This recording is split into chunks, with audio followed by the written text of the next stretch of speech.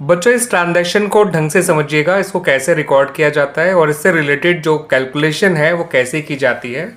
आइए इसको बहुत ढंग से समझ लीजिए। Purchase goods of ₹2 lakh less 25% trade discount and paid immediately availing cash discount of 2%। तो आपने जो गुड्स खरीदे हैं उनकी लिस्ट प्राइस जो है वो ₹2 लाख है। इनको 25% ट्रेड डिस्काउंट पे खरीदा गया है और इन पे जो है हमने पेमेंट तुरंत कर दिया है इन गुड्स का, और इसकी वजह से हमें 2% का फर्दर कैश डिस्काउंट भी मिला है। तो आपको इस पॉइंट की जर्नल एंट्री बनानी है बच्चों, लेकिन उससे पहले आपको कुछ कैलकुलेशन करनी है और उस कैलकुलेशन को बहुत ढंग से समझिए बच्चों। आप सबसे पहले लिखिए लिस्ट प्राइस। ठीक है बच्चों, इन गुड्स का लिस्ट प्राइस लिखिए जो कि है ₹2 लाख। फिर आप इसमें से जो ट्रेड डिस्काउंट है वो हटा दीजिए और ट्रेड डिस्काउंट इसी लिस्ट प्राइस पे निकलेगा। ये है आपका ट्रेड डिस्काउंट 25%। तो 25% किसका? इस 2 लाख का। 2 लाख का 25% होता है बच्चों 50,000। तो ट्रेड डिस्काउंट 50,000 है, इसे माइनस कर दीजिए। ठीक है बच्चों, ये आपका नेट वैल्यू आ जाएगी जिसे आप इनवॉइस प्राइस भी कह सकते हैं। मैं फिलहाल इसको नेट वैल्यू बोल रहा हूँ। ठीक है बच्चों, ये आया निकल के ₹1,50,000।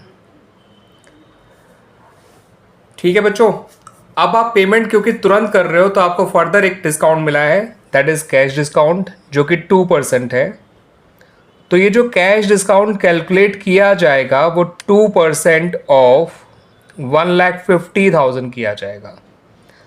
ठीक है बच्चों, ट्रेड डिस्काउंट हटाने के बाद जो प्राइस है वो है ₹1,50,000। तो आपको पेमेंट तो 1,50,000 करना है, तो उस पेमेंट पे आपको जो है डिस्काउंट मिल रहा है 2% का, जितना पे करना है उस पर, ना कि गुड्स के लिस्ट प्राइस पे।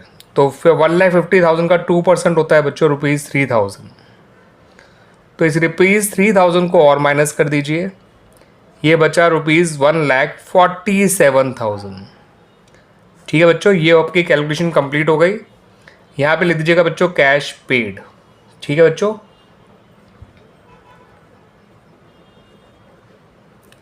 क्लियर बच्चों? अब इन्हें रिकॉर्ड कैसे करना है ना बच्चों? अब ये जानना है आपको कि इसका रिकॉर्ड कैसे करना है।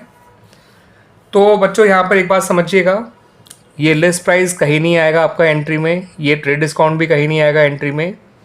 जो ये वैल्यू आई है जस्ट आफ्टर ट्रेड डिस्काउंट, ये आपकी नेट वैल्यू है। इस नेट वैल्यू को ही आपको परचेजेस में डेबिट करना है। अब मैं परचेज में डेबिट क्यों बोल रहा हूँ? क्योंकि आप जब गुड्स खरीदते हैं तो आपका परचेज एक एक्सपेंस ट्रीट किया जाता है और एक्सपेंसेस जब बढ़ते हैं तो वो डेबिट किए जाते हैं। दैट्स वाई परचेजेस अकाउंट को आपको डेबिट करना है। ठीक है बच्चों, और ये जो कैश डिस्काउंट है इसको बुक्स में रिकॉर्ड किया जाता है, और जब हम परचेज करते हैं और पेमेंट करते हैं तो पेमेंट करने पर हमें डिस्काउंट जो मिलता है वो हमारा डिस्काउंट रिसीव कहलाता है, and discount receive is an income. तो डिस्काउंट रिसीव में आपको इस ₹3,000 को लिखना है, और जो कैश आपने पे किया है, ठीक है बच्चों, जो कैश आपने पे किया है वो आपका कैश में ये अमाउंट आएगा। इसके लिए आप कैश अकाउंट या फिर बैंक अकाउंट को क्रेडिट कर सकते हैं, वैसे क्वेश्चन में मेंशन नहीं कर रखा, तो आप कैश/बैंक अकाउंट लिख दीजिएगा। तो फाइनली जहाँ पर मैंने टिक किया है, राइट टिक किया है, वही अमाउंट आपके एंट्रीज में जाएंगे। जो नेट वैल्यू है वो परचेजेज अकाउंट में जाएगी, और परचेज एक एक्सपेंस है इसलिए वो डेबिट होगा। ये जो कैश डिस्काउंट है ये डिस्काउंट रिसीव अकाउंट में जाएगा, और डिस्काउंट रिसीव इनकम है और इनकम बढ़ती है तो क्रेडिट होती है। और ये जो आपका कैश या फिर बैंक अकाउंट में जाएगा जो फाइनली आपने कैश पे किया है। और दोनों ही केस में कैश या बैंक दोनों ही डिक्रीज़ हो रहे हैं, और कैश या बैंक जो एक एसेट होते हैं, अगर एसेट डिक्रीज़ होती है तो उसे क्रेडिट किया जाता है। आइए अब इसकी जर्नल एंट्री देख भी लीजिए बच्चों।